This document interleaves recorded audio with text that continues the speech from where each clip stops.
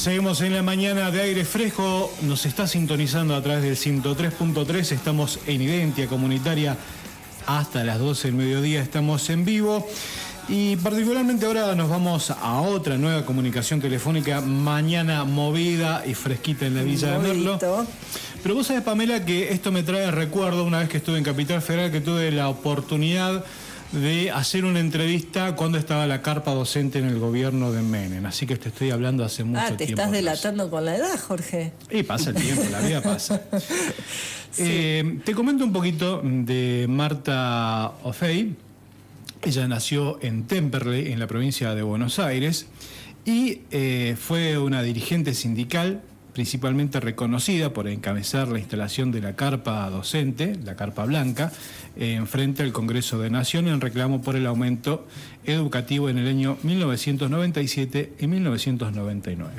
Hoy en día Marta ha presentado una ley muy interesante que es la Ley de Glaciares, y para ello nos va a comentar un poquito más porque la tenemos en vivo en la línea telefónica y te damos los muy buenos días. Gracias, Marta, por estar acompañándonos. Estamos acá con Alejandro y con Pamela en la mañana. Hola. Bueno, buen día, ¿cómo están? Un gusto saludarlos y gracias por llamar, porque el tema de los glaciares sigue siendo un tema candente a pesar de los fríos que son, ¿no? Exactamente, ¿no? Bueno, exactamente. Bueno, Marta, buen día y bueno, justamente vamos a hablar del tema de la ley de glaciares y estos anuncios que hace el gobierno nacional, que bueno, son anuncios mediáticos que después no se sabe bien si se concretan, si no, si es aplicable. Bueno, pero vamos a ir de a poquito. Primero, si querés comentarnos un poco de qué se trata esta ley de glaciares y qué importancia tiene esta ley. Mira, cuando yo era docente y trabajaba todavía como dirigente sindical, un día viajo a la provincia de San Juan, no me acuerdo, había un congreso, no recuerdo qué fue, y me encuentro con que está cortada la ruta. Entonces digo, ¿qué pasa? ¿Por qué está cortada la ruta? Porque en Buenos Aires eso es cotidiano, pero allá no. Uh-huh. Y me dice, no, son los regantes. Digo, ¿qué? Los regantes, me dice, la gente que controla y regula el agua. Y supe obviamente lo esencial que era el agua dulce para esos pueblos que tienen cargo electoral. Es decir, las personas que cuidan el agua son elegidas por el pueblo, son votadas por el pueblo, y esas personas son las que dirigen la cantidad de agua que va para cada emprendimiento, cómo se hace, etcétera, etcétera. Bueno, y estaba cortado, digo, ¿por qué? ¿Qué les pasa? Digo, no llueve porque esto es un tema que pueda resolver, digamos, la naturaleza. No, dice, lo que pasa es que los emprendimientos mineros nos están sacando todo el agua de los glaciares y en consecuencia no tenemos agua, no podemos sembrar, se están secando los cultivos, etcétera, etcétera, ¿no? Así que bueno, ese día pensé, ¿no? Habría que pensar una ley para proteger los glaciares. Pasaron 10 años de ese acontecimiento y cuando fui diputada nacional, una de las primeras cosas que hice fue presentar una ley de glaciares. Bien, estamos hablando con la creadora de la ley de glaciares. Bueno, ¿y cuáles son, a ver, los principales puntos que plantea esta ley? Las claves, claro. En realidad yo presenté la ley, pero ahí hubo mucho trabajo del IANIGLA, que es el Instituto Nacional de Nivología y Glaciación, con mucha gente muy conocedora, muchos expertos, que trabajaron conmigo, me ayudaron a pensar, ¿no?, cómo protegíamos los glaciares. Uh-huh. Y la ley lo que dice es que sobre los glaciares y el ambiente periglaciar, a ver, el glaciar es la parte blanca que todos vemos que sobresale, pero debajo de la parte blanca, hasta llegar al 0 grado, hay una zona en la que está congelada el agua que se viene derritiendo del glaciar cuando hay sol, y las piedras, digamos, se forma como una especie de manto protector del glaciar que lo sostiene y lo congela. Es la congeladora, digamos, del glaciar que sostiene el frío. Esa es la zona que se llama periglaciar. Bueno, la protección de la ley es que en esa zona, en la zona glaciar y en la zona periglaciar, no se pueden realizar actividades actividades contaminantes, porque ese es el agua que bebemos todos nosotros. O sea, el agua dulce de superficie es muy poquita, pero además de ser muy poca, o sea, nosotros tenemos el 2,5% de toda el agua que tiene la Tierra es agua dulce, pero el 70% de esa agua está congelada. Estoy hablando de los polos, de la Antártida, de Groenlandia, esas masas de hielo gigantescas.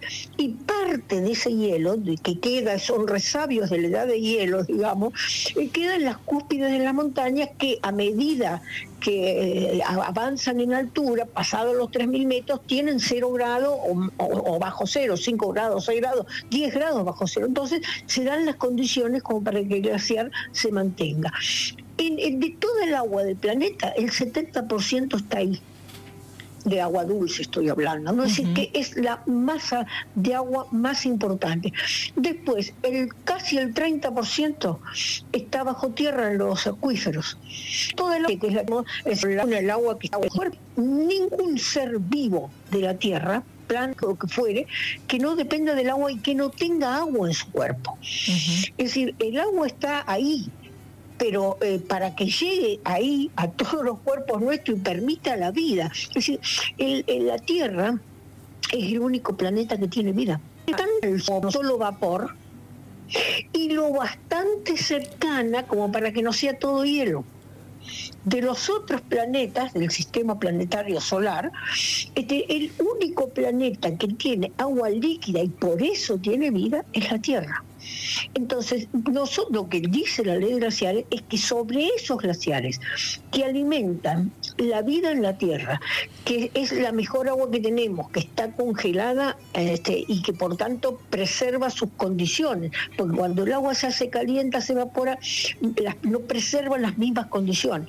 Esa agua, que es la vida de todos nosotros, tiene que ser preservada. No puede ser que para sacar unos pocos gramos de oro, de cobre o de lo que sea, o titanio, lo que sea que sacan, ahora el litio que está de moda, destruyen el agua que es la vida de todos nosotros. Claro, y ahí está un poco el quid de la cuestión, ¿no? ¿Para qué quieren derogar esta ley? Bueno, por supuesto, la ley les puso restricciones y le dijo, sí, bueno, tienen que hacer minería. Hay 20, 30, 40 emprendimientos, 50 emprendimientos mineros. Está bien, realicen la minería. Antes la minería era minería de socavón, o sea, la gente entraba acababa la montaña y seguía una veta de metal, pero ese metal así se ha terminado o no lo encontramos más. Claro.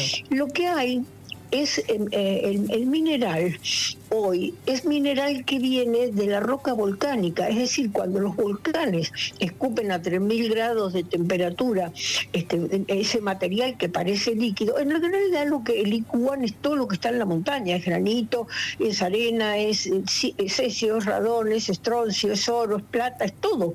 Entonces, las rocas volcánicas tienen muy pequeñas, pero muchísimas partículas de metales preciosos, de oro, de plata y demás, que son buscadas. Entonces, bueno, destrozan, digamos, la roca volcánica, la pulverizan, la meten en una llamada pileta de lixiviación.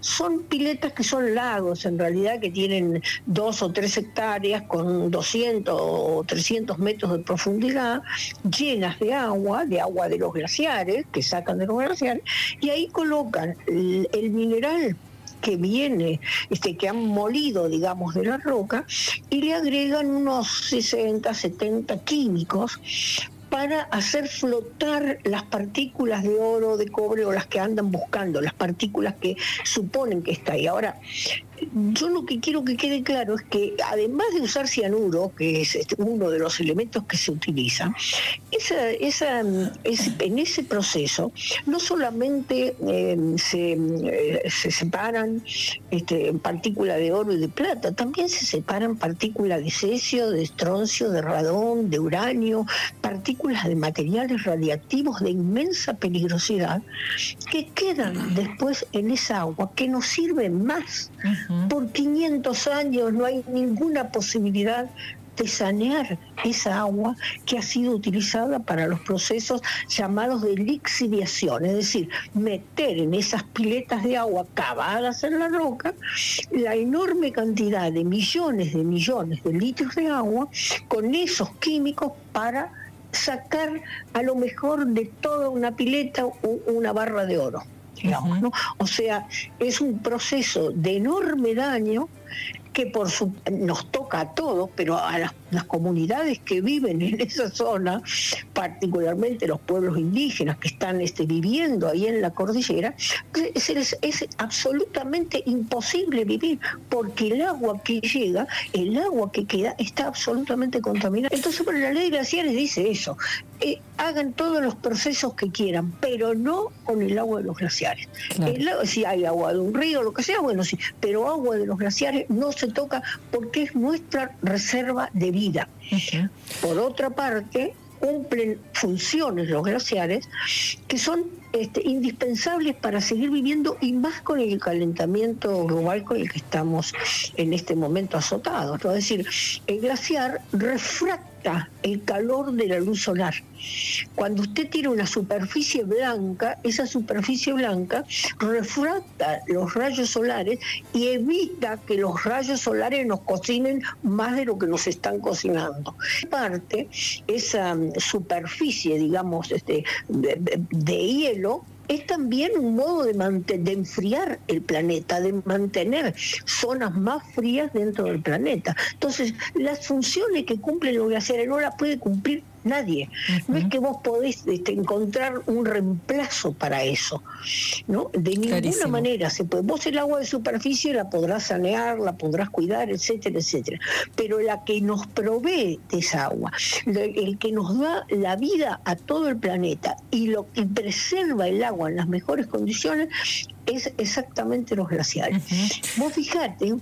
Sí, para quien recién se suma a escuchar, quien recién prende la radio, contarles que estamos hablando con Marta Maffei, creadora de la Ley Nacional de Glaciares en Argentina, la ley número 26639, que fue aprobada el 30 de septiembre de 2010, tiene muchos años. Exacto. Y la importancia que tiene muchos años, y vuelvo un poco a esto que vos decías, toda la descripción que estás haciendo con tanta claridad acerca de la importancia de los glaciares como la reserva más importante de agua dulce que tenemos.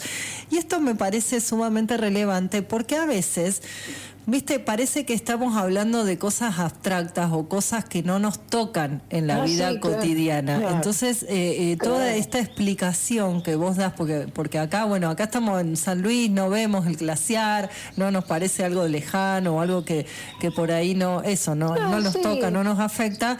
Y bueno, y vos nos estás bien explicando todo el sistema que tenemos de acceso al agua, que son la gran reserva, los glaciares y toda la zona periglaciar, y que hoy en día está en riesgo, ya está por lo menos en la mira de este gobierno nacional, la derogación de esta ley que permitiría, de alguna manera, le facilita los negocios que tienen más que ver con, por ejemplo, explotaciones de megaminería, ¿no? Estamos dialogando especialmente la megaminería. Claro. Especialmente. Y bueno, por eso tiene que ver la intervención del RIGI, ¿no? Es un peligro bárbaro porque también la provincia de San Luis adhirió. Exactamente. Vos sabés que en el tema de los glaciares, me acuerdo una vez en una charla, por eso que vos decís de que la gente a veces no se da cuenta o no reflexiona o no piensa que también los ríos de San Luis están alimentados por el agua de los glaciares. Claro. O sea, no, a mí no me hacen nada. Me acuerdo una vez un compañero en Misiones, te hablo de la provincia de Misiones, con un calor permanente, esa vegetación exuberante, dijo, bueno, pero a nosotros los glaciares que nos importan, me dijo, ¿no? Así, como diciendo entre nosotros, ¿para qué te ocupás de eso? Si a nosotros no nos hace nada. Y yo le digo, ¿tú sabes cuánta gente vive en la cordillera del agua glaciar? No, me dice, no tengo idea. Digo, más o menos son 7 millones de personas. Claro. Anda pensando, le digo, ¿qué va a hacer Misiones cuando estas personas se queden sin agua? ¿A dónde van a ir? Claro. ¿No? Y que van a ver cómo nos ubican acá en Misiones, porque se van a venir a cortar la hierba. Tenés razón, me dice, digo, la tierra es un sistema. No es que lo que pasa en San Luis, en Misiones, en San Juan o en La Pampa es ajeno a lo que le pasa al conjunto del país. Hay una sistematización de los acontecimientos biológicos, del funcionamiento de los ecosistemas, que está vinculado con el clima, con las manchas solares, con los gases de efecto invernadero, con la contaminación ambiental, con la tala de los bosques, con las formas de modificar el suelo y volverlo, en muchísimos casos, por ejemplo, impermeable, porque es un suelo que ya no tiene vida. Sí, todo eso, aunque suceda lejos de mi casa es la República Argentina, y si vos querés más, mi casa es América, y mi casa es el mundo, es la tierra. Entonces, por lejos físicamente que esté, estoy ahí condicionada, ¿no? Por esa realidad que es absolutamente indispensable para todos nosotros y para la vida de todos nosotros. Así que en esto, digamos, ¿no? En este tema, el tema de los glaciares, hoy tienen un daño más, un daño colateral más, ¿no? Que es que el gobierno nacional ha decidido ceder a las demandas de los grupos económicos. Vos fíjate que yo no contesto de la ley, pero mi proyecto de ley de glaciares salió en el año 2007. Y rápidamente tuvo, fíjate lo que es, aprobación total en la Cámara de Diputados, y en el Senado solo se abstuvieron, no votaron en contra, se abstuvieron 3 senadores de la provincia de San Juan, porque la provincia les ordenó no votarla, porque los intereses mineros de San Juan no querían que la ley se votara. La ley salió. A los 15 minutos que salió la ley, Cristina Fernández la vetó. Digo, ¿cómo? ¿Por qué veta la ley? Bueno, estaba reunido con Peter Moon, que era el presidente de la Barrick Gold, que es la empresa minera grande de San Juan, que era la que le exigía que no hubiera protección de glaciares, porque eso los obligaba a no hacer minería. Podían seguir haciendo, podían seguir extrayendo nuestra riqueza y llevándosela. Pero lo que les hacía es más costoso el proceso, porque tenían que extraer de lugares en los que no podían destruir el glaciar para generar el proceso de lixiviación. Entonces la fueron a increpar a Cristina. ¿Cómo? Nos van a violar los derechos adquiridos. Entonces Cristina la vetó. Pero bueno, digamos, la sociedad reaccionó. Mirá, desde San Juan, me acuerdo que hubo una bicicleteada, son 1.400 kilómetros hasta Buenos Aires, de cientos de personas que se vinieron en bicicleta exigiendo que se mantuviera la ley de glaciares. Claro. Después fue en el país, hubo mucha presión social y mucha crítica de parte de los espacios académicos, ¿no? De las universidades, de los institutos de investigación científica en el mundo, porque hasta Cristina había viajado primero, había llevado el proyecto de ley, cuando ya había sido votado, a un encuentro internacional, una de las COP que discuten el tema del cambio climático, planteando que Argentina hacía este aporte al cambio climático. Y ahora resulta que nos detraíamos, ¿no? Bueno, claro, entonces volvíamos para dijo, atrás. No, bueno, continuidades del modelo extractivista, ¿no? También el modelo económico que va más allá de gobierne quien gobierne, ¿no? Claro, lo llaman crisis. Gobierne quien gobierne. Lo llaman extractivismo y saqueo, digamos, ¿no? Exactamente. Una cosa es extractivismo y saqueo. Y tanto que, bueno, cuando hubo tanta movilización social, Cristina dijo no. Si la vuelven a sancionar, yo no me voy a oponer. Y claro, ahí tuvimos una gran colaboración de parte de Daniel Filmus, que era senador en ese momento, porque claro, volver a sancionar una ley vetada te exige los 2/3 de los votos. Y había habido mucha presión dentro del Partido Justicialista para que no la volvieran a votar. Entonces Daniel dice, vamos a hacerle una pequeña reforma, 2 articulitos, le vamos a poner que hay que avisarle al Instituto de ANIGLA cualquier alteración, que el inventario tiene que estar terminado en 2 meses, o sea, pequeñas correcciones que no cambiaban absolutamente el sentido de la ley, pero era una ley nueva. y entonces con la mitad más uno nos alcanzó, raspando, pero bueno, la ley salió. La cuestión es que hoy la presión, la misma presión que padeció Cristina y que demostró que con la ley de glaciares igual podían seguir haciendo minería, una presión que por supuesto el gobierno de San Juan interpuso un recurso de inconstitucionalidad porque dijo no, el agua es de las provincias, así que nosotros con el agua nuestra hacemos lo que queremos. Bueno, varias sentencias judiciales que terminó en la Suprema Corte de Justicia, que finalmente después de analizar todo dijo no, la ley es absolutamente constitucional, está vigente y rige absolutamente para todas las provincias. Así que tuvo avatares, fue una ley con mucha pelea. Marta, eso es fundamental sencillo. Porque hoy en día sería otro momento para salir a defender esta ley de glaciares, ¿no? Claramente, parte de la tarea es dar la difusión de esta ley, esto que estamos haciendo acá, nuestro aporte desde Identidad Comunitaria. Sabemos que estuviste haciendo notas por un montón de radios, de espacios.